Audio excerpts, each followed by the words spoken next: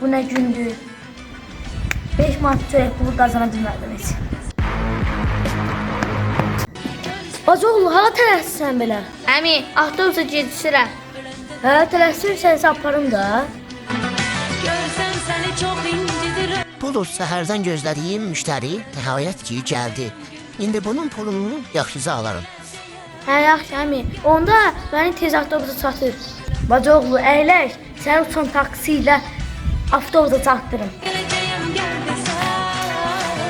Çox uçaq. Gələcəyəm gəl desən.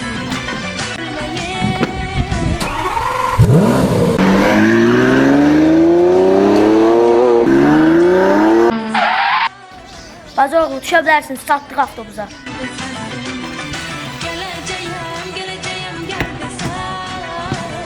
Çox uçaq. Gələcəyəm gəl. Əmi, götür yolunu oğlum. Bacıoğlu, bu nədir? Əmi, avtobusa tələsirəm, pulu sonra sayarsan.